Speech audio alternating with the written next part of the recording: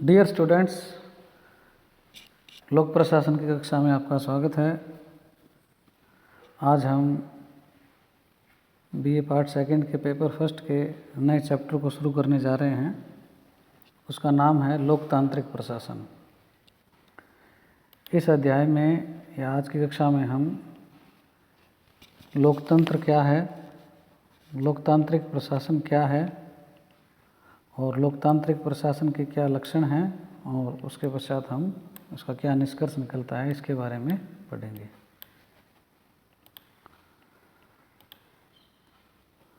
सबसे पहले थोड़ा सा हम लोकतंत्र क्या है इसके बारे में देख लेते हैं।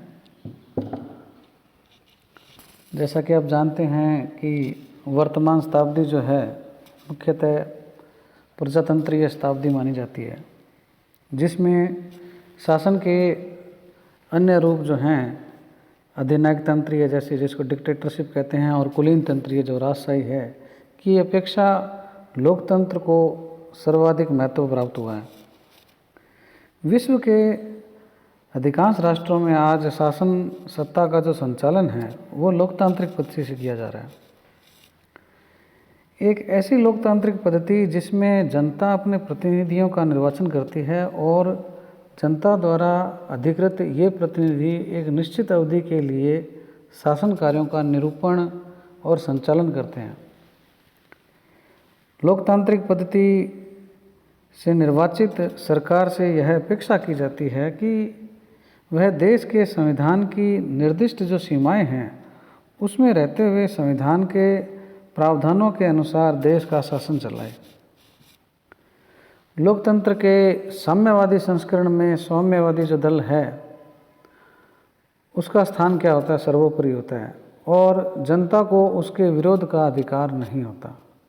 लेकिन लोकतंत्र के अमेरिकी और यूरोपीय संस्करण में सरकार की निर्माता जनता सर्वोच्च होती है और सरकार से यह आशा और अपेक्षा की जाती है कि वह नागरिकों की व्यक्तिगत स्वतंत्रता और उसके मौलिक अधिकारों की रक्षा करेगी और ऐसा काम नहीं करेगी जिससे सामान्य जन का अहित होता हो। लोकतंत्र की इस शैली में यह तथ्य अंतर्निहित होता है कि यदि सरकार जनहित पर आघात करे तो जनता को उसके विरोध का अधिकार है।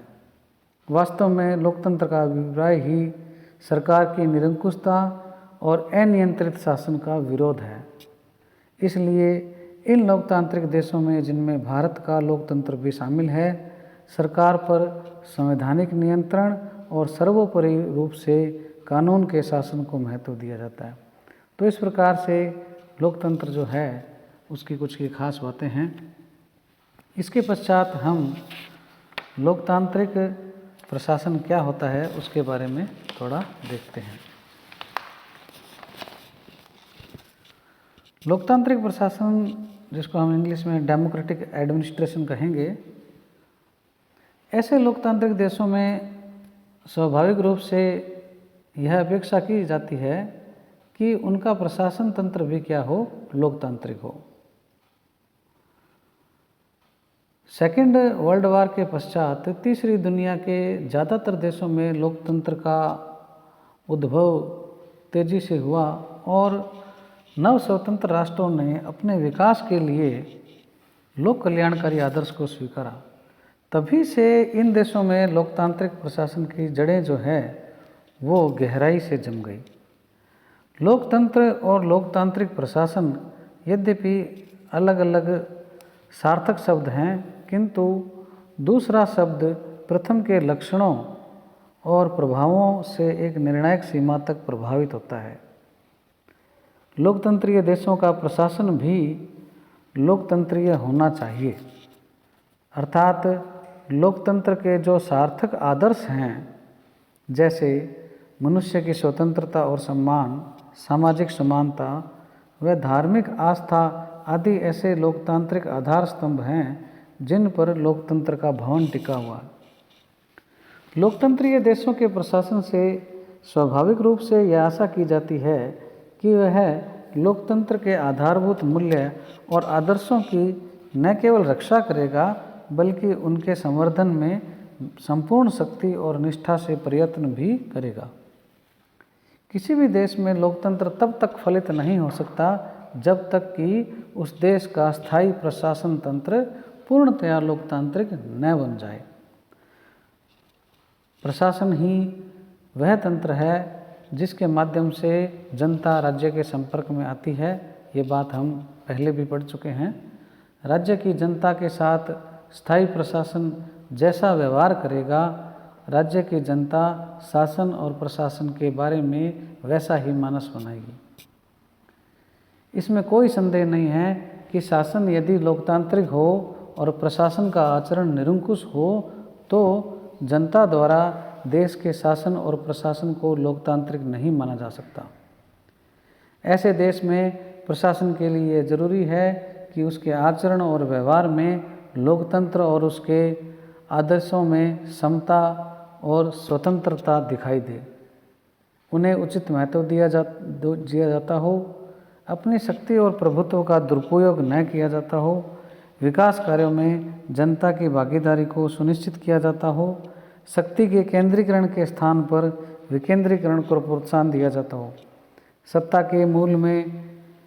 सत्ता का जो आदेश है उसके मूल में औचित्य को महत्व हो, कानून के शासन और व्यक्ति की गरिमा को प्रतिष्ठित किया जाता हो, न्यायपालिका का सम्मान किया जाता हो और सबसे ऊपर प्रशासन जनता के प्रति अपने उत्तरदायित्व को निरंतर अनुभव करता हो, तभी उसे लोकतांत्रिक प्रशासन की श्रेणी में रख सकते हैं।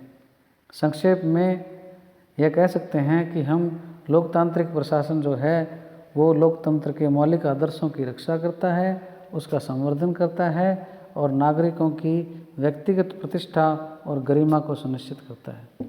तो इस प्रकार से जो लोकतांत्रिक प्रशासन है उसकी कुछ खास जो आदर्श हैं, जो आवश्यकताएं हैं या जो पूर्व शर्तें हैं उसके बारे में हमने पढ़ा। इसके पश्चात हम लोकतांत्रिक प्रशासन जो है उसके लक्षण जो हैं उसके बारे में हम देखते हैं। लोकतांत्रिक देशों में पाए जाने वाले लोकतांत्रिक प्रशासन के लक्षणों को हम संक्षेप में व्यवस्थित तरीके से निम्नांकित बिंदुओं के माध्यम से व्यक्त कर सकते हैं। पहला जो लक्षण है वो है संविधान की सर्वोच्चता और सम्मान, supremacy and respect of constitution. इसमें हम ये बता सकते हैं कि किसी भी लोकतांत्रिक देश जिसमें लोकतांत्रिक शासन और प्रशासन व्यवस्था विद्यमान है, उसका पहला लक्ष्य यह होता है कि उस देश का शासन और प्रशासन जो है वो लिखित संविधान के आधार पर चलाया जाए। शासन की समस्त इकाइयाँ और उनके अधिकार तथा प्रशासन का आचरण जो है वो संविधान की मर्यादा के अनुसार चलाया जाना चाहिए। किसी भी लोकतांत्रिक प्रशासन का यह अनिवार्य लक्षण माना जाता है। यह बात स्वाभाविक है कि यदि देश का शासन लोकतांत्रिक न हो तो प्रशासन तंत्र के आचरण में निरंकुशता प्रदर्शित होने लगेगी। इसलिए यह जरूरी है कि लोकतांत्रिक प्रशासन को निर्देश देने वाला शासन तंत्र आवश्यक रूप से लोकतांत्रिक होना चाहिए, जो देश में प्रवर्तित संविधान की सर्वोच्चता को आधार मानकर उसके प्रावधानों का संपूर्ण सम्मान करता हो। तो इस प्रकार से संविधान की सर्वोच्चता और सम्मान जो है वो लोकतांत्रिक प्रशासन का एक लक्षण है। दूसरा जो लक्षण है वो है न्यायपालिका के प्रति सम्मान, रेस्पेक्ट टुवर्ड्स जुडिशरी।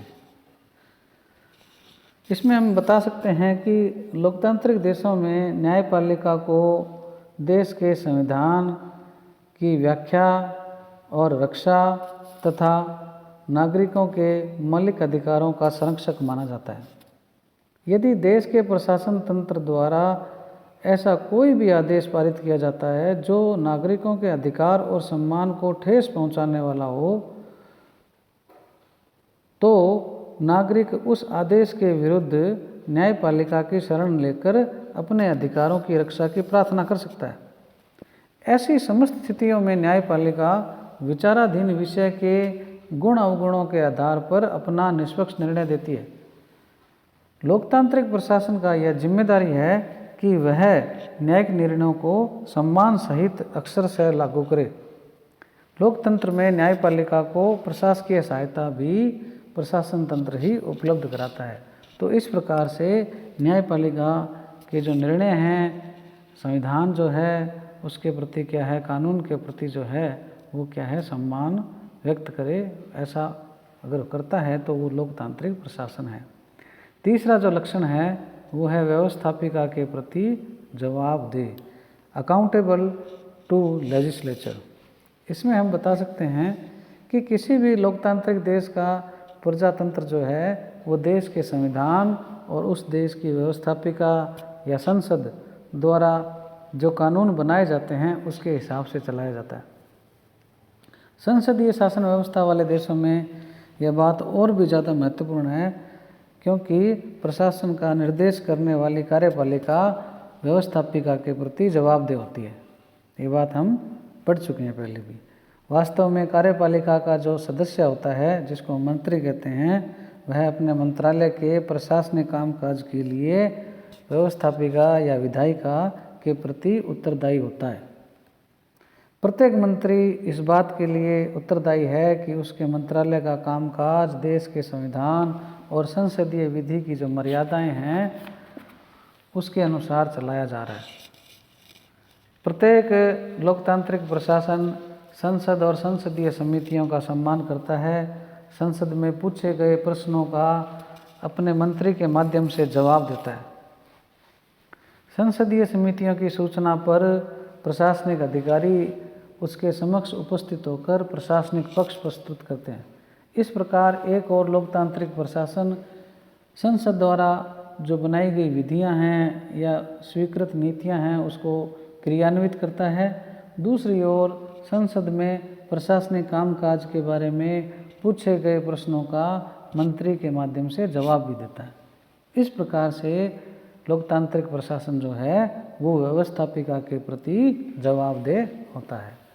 अगला जो लक्षण है वो है उत्तरदायित्व की निश्चितता, सर्टेनिटी ऑफ रेस्पॉन्सिबिलिटी। इसमें हम बता सकते हैं कि लोकतंत्र का यह स्वाभाविक लक्षण है कि उसमें पद सोपान के प्रत्येक स्तर पर समस्त अधिकारियों और कर्मचारियों के उत्तरदायित्व का निर्धारण किया जाता है।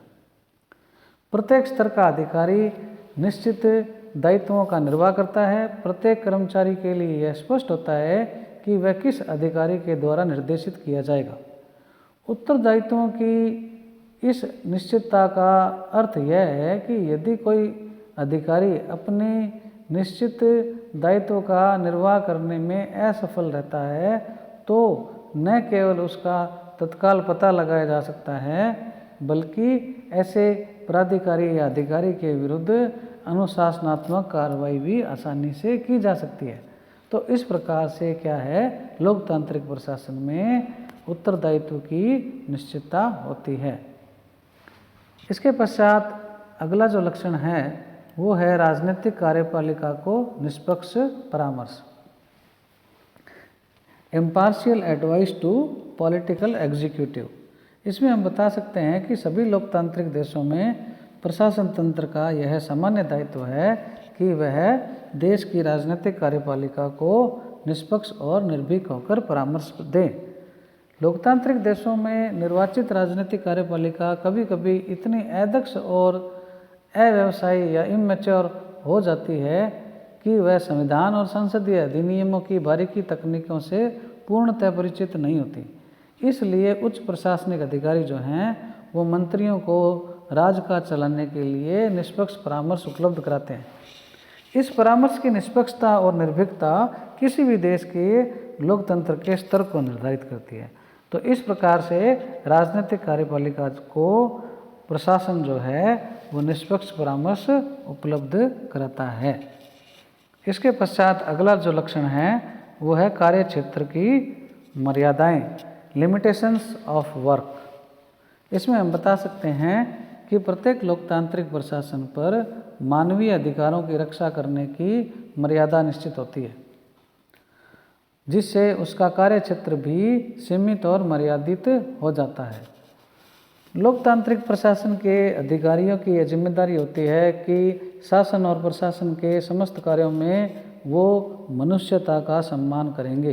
वे ऐसा कोई नई कार्य करेंगे जिससे मनुष्य की मौलिक स्वतंत्रता, समानता, उसकी धार्मिक आस्था और स्वतंत्रता के वो विपरीत हो।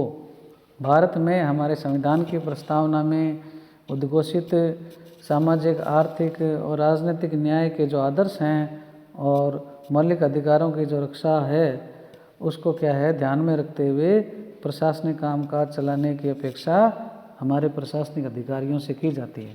तो इस प्रकार से जो मानवीय अधिकार हैं, जो मनुष्य की अस्मिता है और जो गौरवपूर्ण जीवन जीने का जो अधिकार है, जो भी हमारे जो आदर्श हैं प्रस्तावना में, जो मूल अधिकार हैं, तो इनकी जो मर्यादाएं हैं वो क्या है, उनको क्या है ध्यान में रखनी पड़ती है।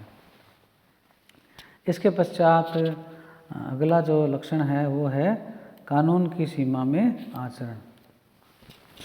इसमें हम बता सकते हैं कि प्रत्येक लोकतांत्रिक देश के प्रशासन की यह जिम्मेदारी या कर्तव्य होता है कि वह जो भी काम करे विधिक दृष्टि से उचित और न्याय संगत होना चाहिए। यही नहीं, प्रत्येक कार्य के निष्पादन में विधि द्वारा जो स्थापित प्रक्रिया है उसका पालन होना चाहिए।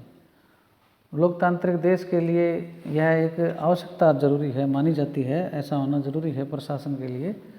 यदि प्रशासन तंत्र किए गए कार्य का कानूनी औचित्य सिद्ध नहीं कर पाता है और किए गए कार्य में यदि वो विधि द्वारा स्थापित प्रक्रिया का पालन सुनिश्चित नहीं करता है तो उस कार्य की वैधानिकता को न्यायपालिका में चुनौती दे सकते हैं।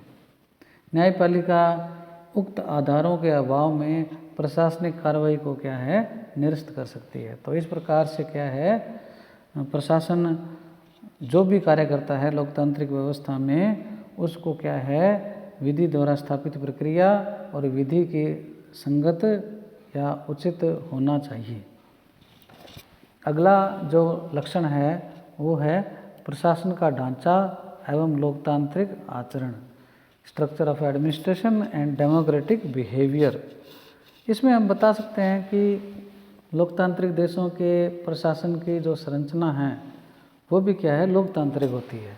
जैसे ऐसे देशों के प्रशासन में क्या है भर्ती खुली प्रतियोगिता से होती है, जिसमें निर्धारित योग्यताओं को